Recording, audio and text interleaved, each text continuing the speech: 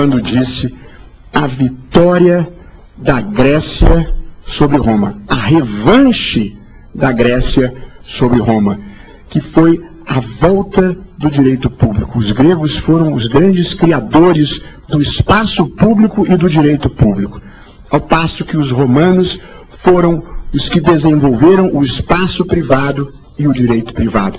Pois nós vivemos uma época de constitucionalização do direito de uma maneira geral e especialmente a constitucionalização do direito civil. Nos últimos 20 anos aconteceu em diversos países romanos germânicos e no Brasil, muito particularmente, esta aproximação entre o direito civil e o direito constitucional. A verdade é que o direito civil nos últimos anos atirou-se apaixonadamente nos braços do direito constitucional e foi correspondido. E na vida, melhor que um grande amor, só um grande amor correspondido. Portanto, há um fenômeno na paisagem jurídica contemporânea que é a constitucionalização do direito civil. Na dupla vertente, seja a da vinda de institutos e categorias do direito civil para a Constituição, seja a ida da Constituição para a reinterpretação desses institutos. Exemplos da primeira afirmação.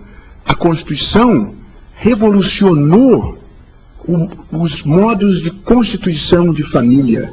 E, portanto, já não é mais apenas o casamento, mas existe a família da união estável, existe a família monoparental, e logo ali na esquina do tempo vai haver as famílias resultantes das uniões homoafetivas. A matéria, inclusive, já está posta perante o Supremo Tribunal Federal.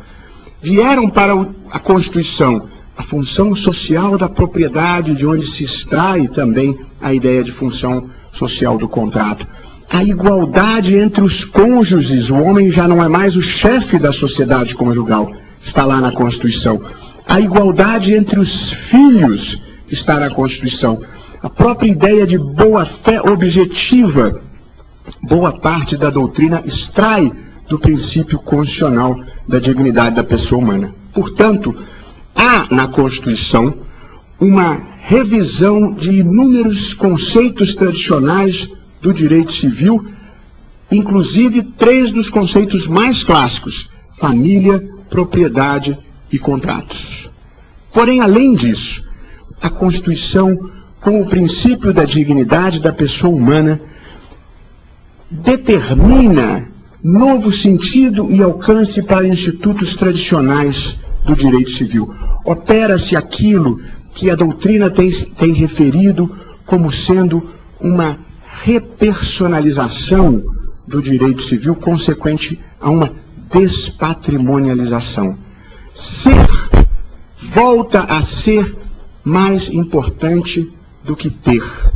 Esse é o processo histórico da constitucionalização do direito civil e da incidência do princípio da dignidade da pessoa humana.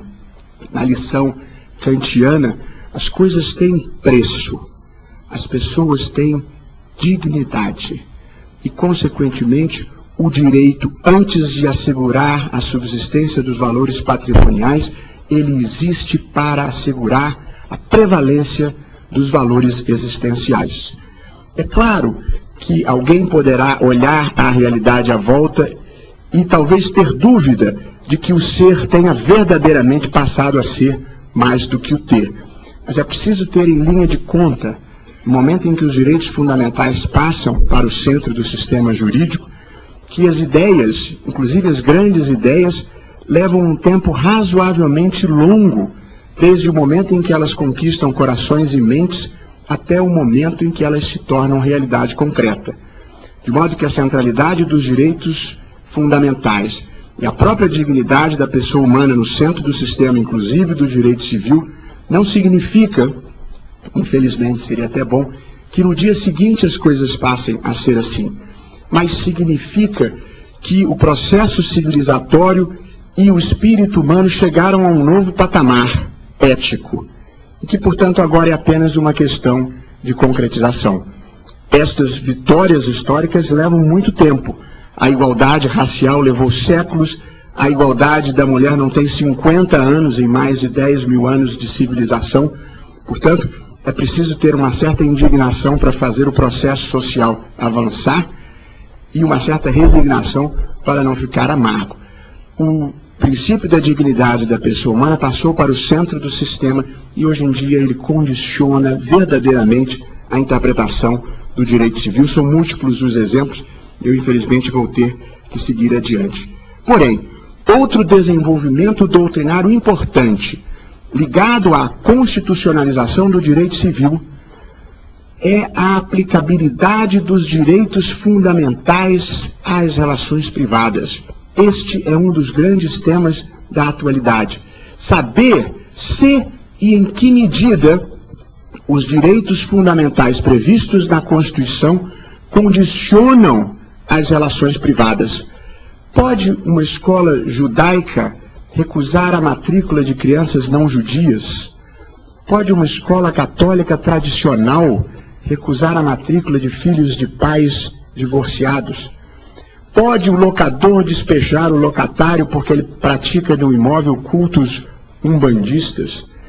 Pode um contrato de trabalho prever que o empregado não fará nenhum tipo de manifestação política? Pode um clube de futebol proibir o ingresso nas suas dependências dos jornalistas dos veículos A e B, porque estão fazendo muitas críticas ao clube? E esta é uma questão concreta que foi posta perante a Justiça do Rio de Janeiro, um clube de futebol, invocando a circunstância de que o estádio é propriedade privada e que o grande princípio no direito privado é o da autonomia da vontade. O clube de futebol diz: eu não quero que os jornalistas dos veículos A e B entrem aqui. E pela cultura tradicional privatista, esta é a regra que deveria prevalecer. Quais são os direitos fundamentais afetados neste exemplo que acabo de dar? São o direito de trabalho do jornalista, a liberdade de expressão do jornalista, o direito de informação do público. E aqui é uma questão de saber, numa relação privada que se estabelece a partir do direito de propriedade e da autonomia da vontade, é possível alguém invocar em seu favor um direito constitucional fundamental previsto na Constituição? A resposta me parecerá afirmativa, mas aqui há um ponto de equilíbrio que só pode ser estabelecido caso a caso. Portanto,